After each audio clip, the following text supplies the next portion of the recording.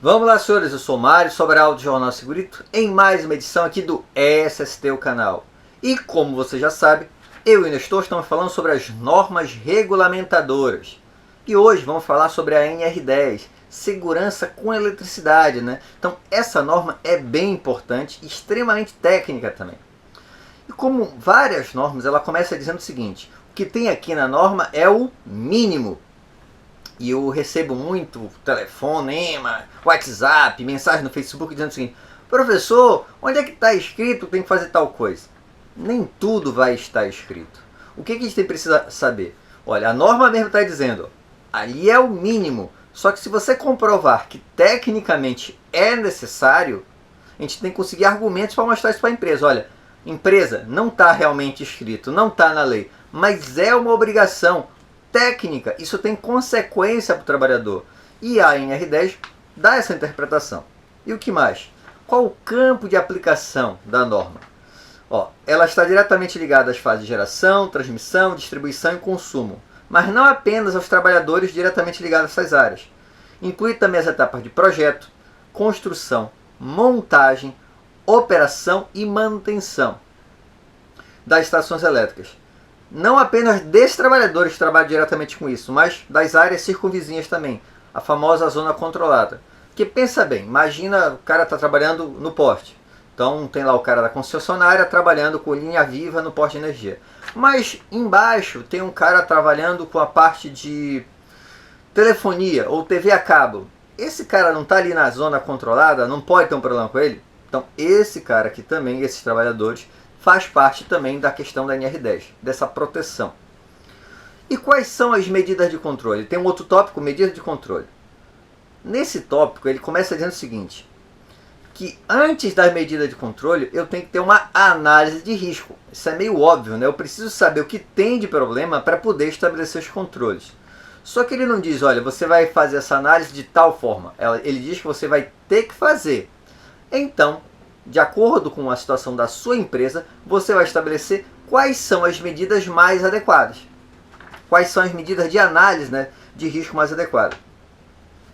Depois fala o seguinte, estabelece também a necessidade de manter os diagramas unifilares atualizados. E o que é um diagrama unifilar? Por exemplo, eu tenho um determinado interruptor. Quando eu desligo o interruptor, apaga a luz. Eu sei que aquele interruptor é daquela luminária. Como é que eu sei disso? Esse aqui é fácil, né? Eu desligo aqui a luminária, acabou. Agora, se eu tenho uma máquina com um monte de circuito, como é que eu sei qual é o item, qual é o disjuntor que vai desligar cada item? Fica mais complicado. Então eu vou ter uma representação gráfica, vou ter um projetinho lá que vai me indicar isso. Então o eletricista pega aquilo, isso vai manter naquele ponto. Eu desligo esse item aqui. Então é para isso e tem que estar atualizado. E a norma indica também a obrigatoriedade do estabelecimento com carga instalada superior a 75 kW construir o prontuário de instalações elétricas. Esse prontuário é importantíssimo. O que tem que ter neste prontuário? Vamos lá. Primeiro, quais os procedimentos relacionados ao tema e registro de treinamento e inspeções para comprovar o conhecimento dos trabalhadores quanto às medidas de controle? Então, quais os procedimentos? Você deve ter vários procedimentos relacionados à instalação elétrica. Por exemplo, o acesso à subestação. Não é qualquer um que entra lá, não. Tem um procedimento para isso. Então você tem esse procedimento e tem o treinamento comprovando que os trabalhadores sabem aquilo. Então esse item tem que estar lá no prontuário. Segundo, documentação das inspeções e medições do SPDA e aterramentos elétricos. SPDA, Sistema de Proteção de Descargas Atmosféricas. O SPDA e aterramento elétrico não é que nós da Segurança do Trabalho vamos fazer. Geralmente isso vai estar lá com a engenharia, com a manutenção. Mas a gente precisa verificar se está sendo feito.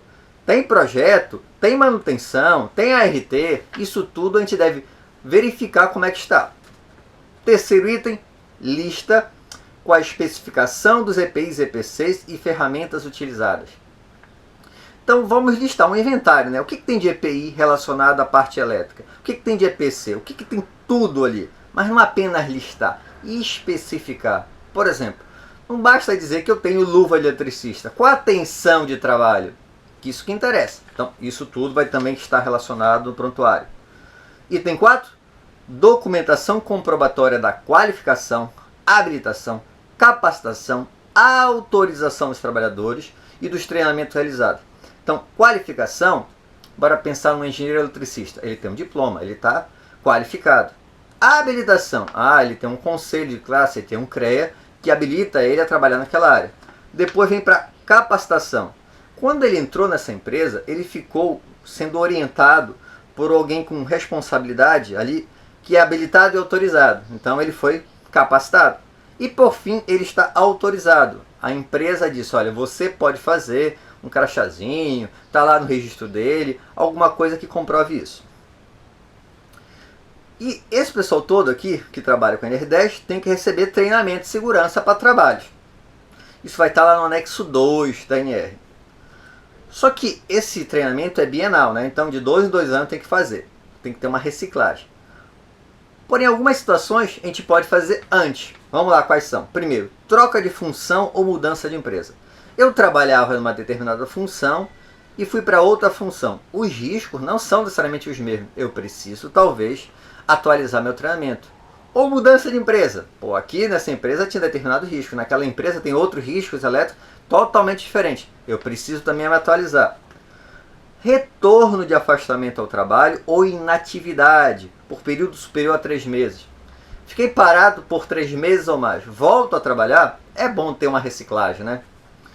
Modificações significativas nas instalações elétricas, troca de métodos, processo, organização do trabalho. Mudou o processo. Mudou a forma como eu estava acostumado.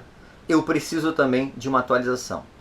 No entanto, essa atualização antes de 2 anos não necessariamente precisa ser a carga horária completa. Que vai ser, olha, só precisa aqui alertar para esse item. Então umas 2 horas, 3 horas, 5 horas, a empresa vai estabelecer ou fazer tudo de novo, não tem problema. Item 5. Resultados dos testes de isolação elétrica realizados em equipamentos de produção individual e coletiva. Como é que você sabe que aquela luva lá do eletricista continua aguentando?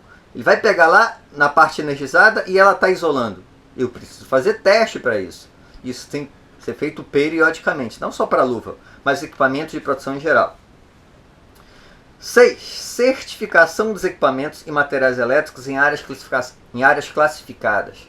Eu tenho uma área lá que tem explosivo. Então eu vou entrar lá com um equipamento elétrico que pode gerar uma centelha. Não pode gerar essa centelha. Ele tem que ser um equipamento próprio para aquela área. Eu tenho a certificação disso. E 7. Relatório técnico das inspeções atualizadas com recomendações, cronograma de adequações, contemplando os demais itens apresentados no prontuário. Então aqui no final é o seguinte, o que tem de bronca? Tem isso, isso, isso. É um plano de ação, então nós vamos fazer isso, vamos fazer aquilo, vamos estabelecer esses procedimentos. Essa é a parte final do prontuário. A ANR estabelece ainda mais 2 requisitos para o prontuário para as empresas integrantes do CEP. O que é CEP?